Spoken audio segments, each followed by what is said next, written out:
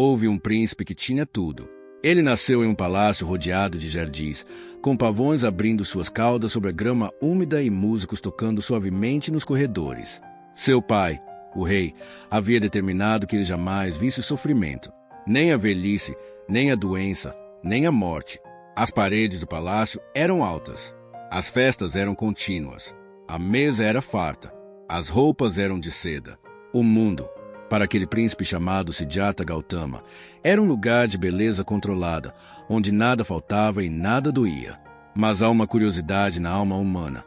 Quando tudo está bem, algo dentro de nós pergunta se é só isso. Siddhartha sentia um vazio que os banquetes não preenchiam, uma inquietação que os jardins não acalmavam. Ele pediu para sair. Queria ver a cidade, o reino, o povo. E naquela saída, ele viu 4 coisas que mudariam não apenas a vida dele, mas a história espiritual da humanidade. Viu um velho, curvado, trêmulo, com a pele enrugada. Viu um doente, gemendo à beira do caminho. Viu um morto sendo carregado para a pira funerária. E viu um monge errante, de rosto sereno, que não possuía nada além da tigela e do manto. Aquelas 4 imagens cravaram-se na sua alma como estacas. O que significava ter tudo se, no fim, tudo seria perdido, de que adiantavam riquezas, palácios, prazeres, se a velhice chegaria, a doença atacaria e a morte levaria tudo embora. Foi essa pergunta que o fez abandonar o palácio, deixar a esposa e o filho recém-nascido, trocar as sedas pelo manto de um mendigo e partir em busca de uma resposta. E a resposta que ele encontrou, depois de anos de busca, depois de jejuar até quase morrer, depois de meditar sob uma figueira até as estrelas girarem no céu, foi esta: nada neste mundo é seu. Absolutamente nada. E a raiz de todo o sofrimento humano é o apego àquilo que não pode ser retido. O diagnóstico implacável. A primeira nobre verdade do budismo é um diagnóstico. E como todo diagnóstico honesto, começa sem suavizar a realidade. A vida é sofrimento. A palavra original em Pali é dukkha, que pode ser traduzida como sofrimento, insatisfação, desconforto, a sensação de que algo está sempre errado, de que as coisas nunca se encaixam perfeitamente. Dukkha não é apenas a dor óbvia, a doença, a perda, a morte. É também o mal-estar sutil de quem tem tudo e ainda sente que falta algo, de quem conquista e logo se entedia, de quem ama e teme perder, de quem vive e sabe que vai morrer. A segunda nobre verdade identifica a causa, o desejo, o apego, a sede. A palavra é Tanya. É a fome que nunca se sacia. É o querer que se agarra às coisas, às pessoas, às experiências, às ideias, à própria identidade. É o movimento interior que diz: isso é meu, isso sou eu, isso tem que ficar. E esse movimento, ensina Buda, é a origem de dukkha. Por quê? Porque tudo muda. Tudo é impermanente. Tudo que começa, termina. Tudo que nasce, morre. Tudo que se forma, se desfaz. Apegar-se ao impermanente é como construir uma casa sobre um rio e esperar que ela fique seca. É uma contradição ontológica. É uma batalha perdida contra a natureza da realidade. E a batalha perdida dói. Buda não era um pessimista. Era um médico da alma. Ele não dizia que a vida é sofrimento para nos jogar no desespero, mas para nos acordar, para nos fazer ver o mecanismo que nos prende. Por quê? Uma vez que se entende o mecanismo, pode-se desmontá-lo. E a desmontagem começa com uma pergunta devastadora, que é o título desta reflexão. Se nada neste mundo é seu, por que você se apega? A ilusão da posse. Olhe ao seu redor. Olhe para as coisas que você chama de suas.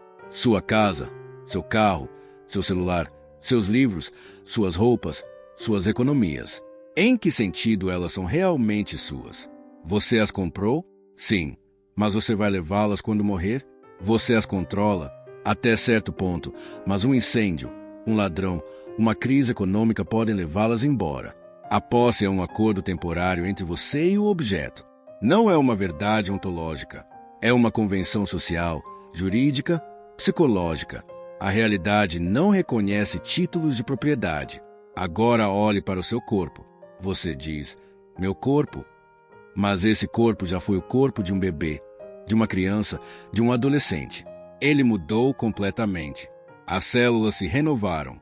Você não tem mais o corpo que tinha há 10 anos. Daqui a mais alguns anos, terá outro. E um dia, esse corpo será cinzas ou terra. Em que sentido ele é realmente seu? Você não controla seu envelhecimento. Não controla suas doenças. Não controla se seu coração continuará batendo amanhã. O corpo é um empréstimo, não é uma posse. Agora olhe para as pessoas que você ama. Seu parceiro, seus filhos, seus pais, seus amigos.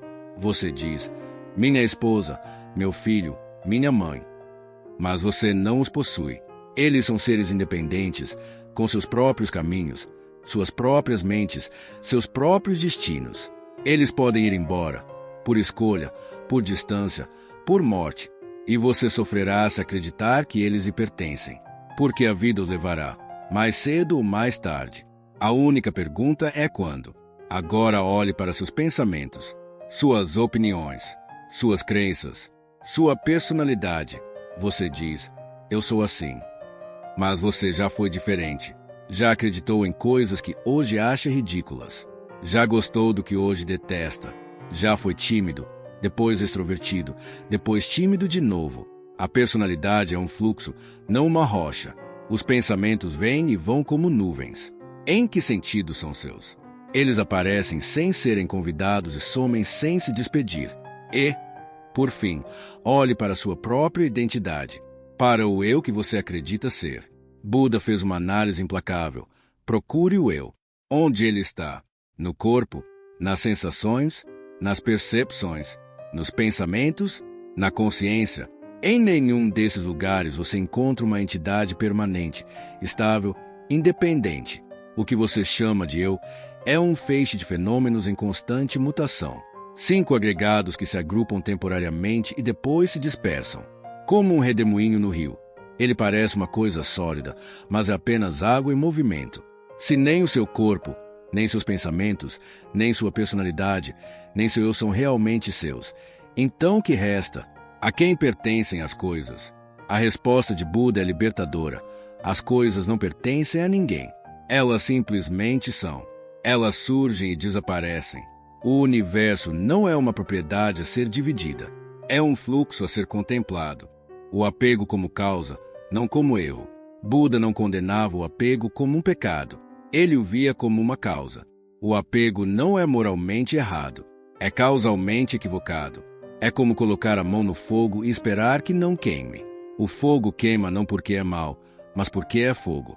O apego dói não porque você é culpado, mas porque a natureza da realidade é impermanente. Existem muitas formas de apego, e todas levam a dukkha. O apego a prazeres sensoriais é o mais óbvio. Você come algo delicioso e quer repetir. Você ouve uma música que o emociona e quer ouvir de novo.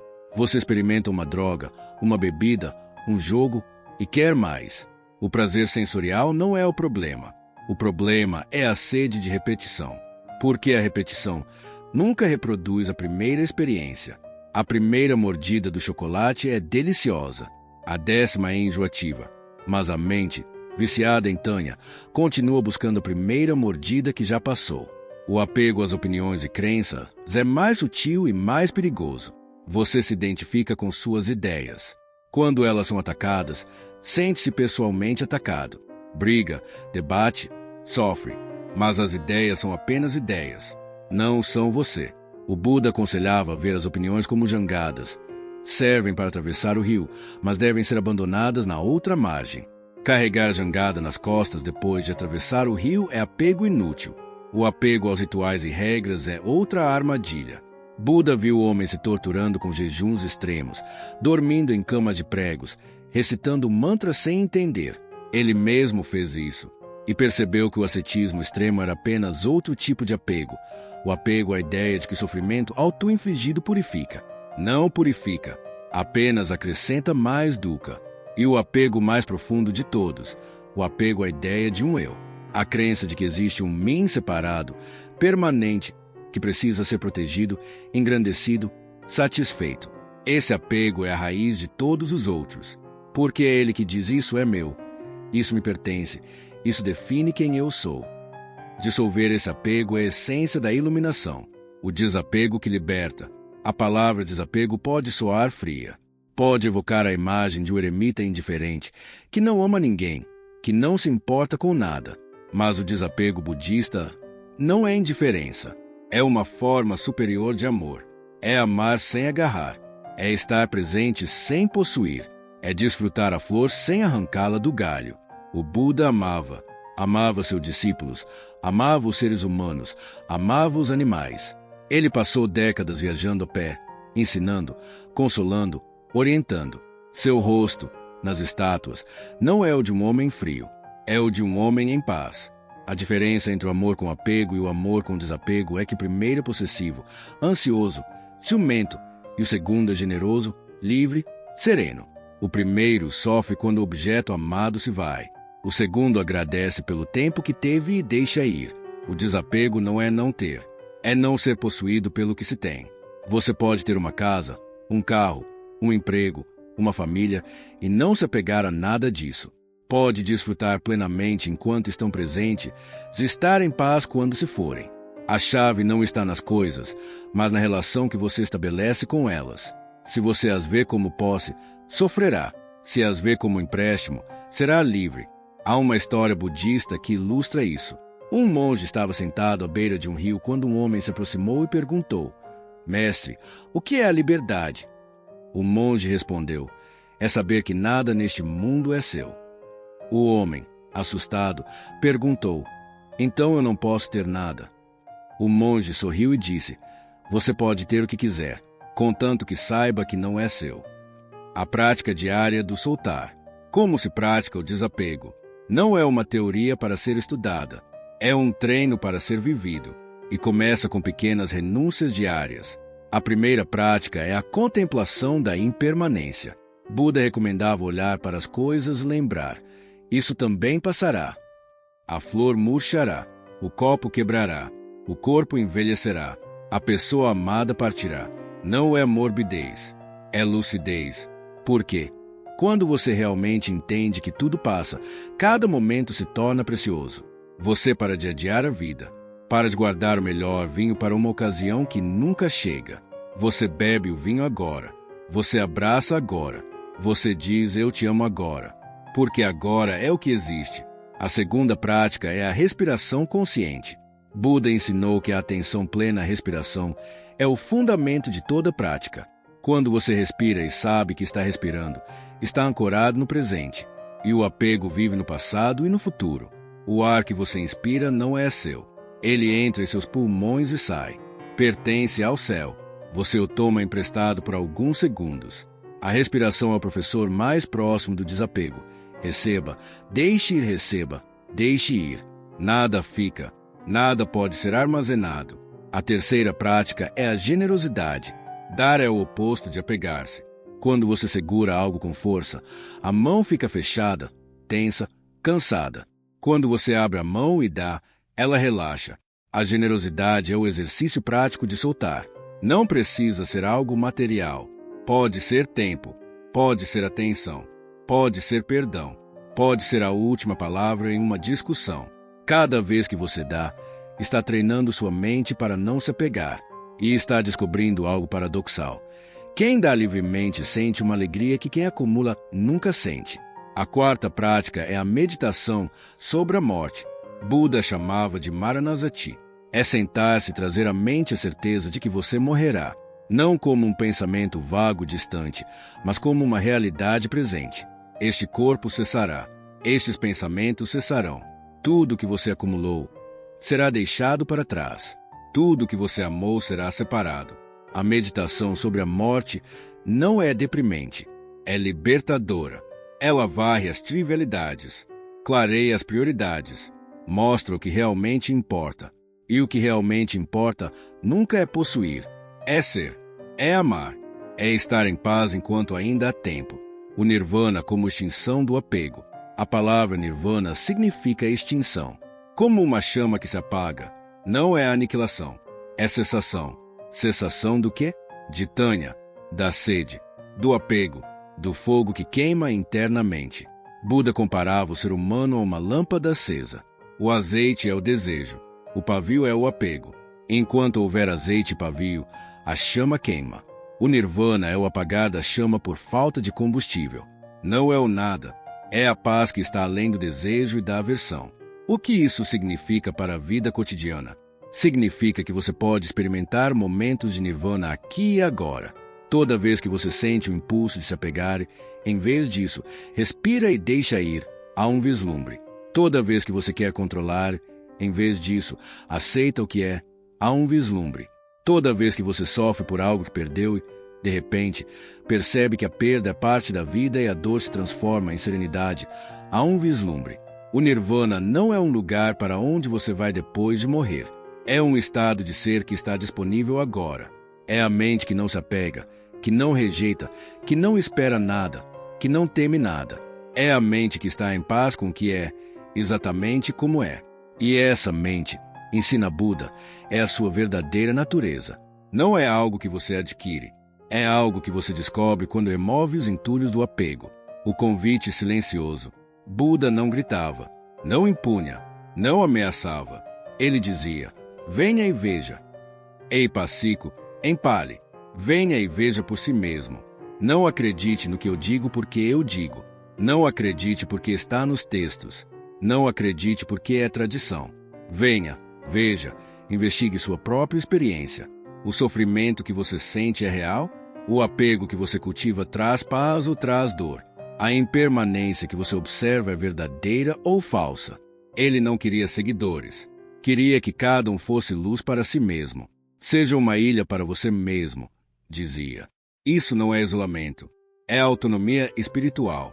É a confiança de que a verdade não está em uma autoridade externa, mas na sua própria percepção clara.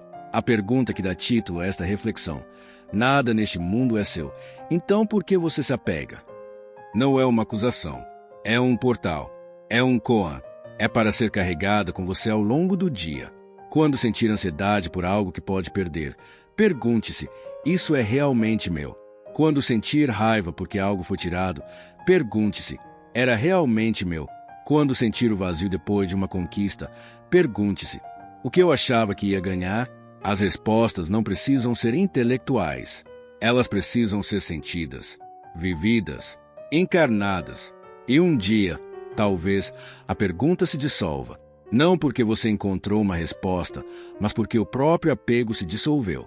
E o que resta é a vida como ela é, fluida, impermanente, misteriosa, livre.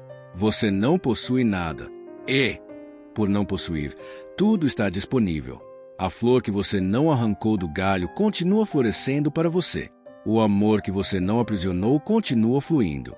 A vida que você não tentou controlar continua surpreendendo.